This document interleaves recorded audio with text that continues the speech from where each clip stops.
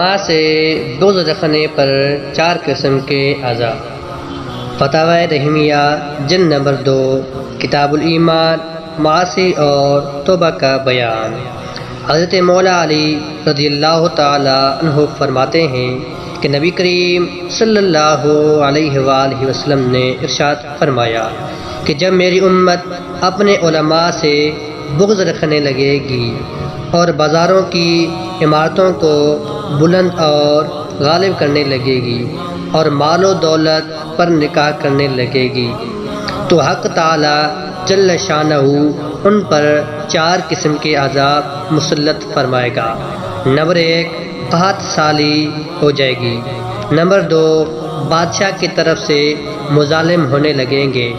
Number 3 حکام خیانت کرنے لگیں گے۔ نمبر 4 دشمنوں کے بے تر پہ حملے ہوں گے۔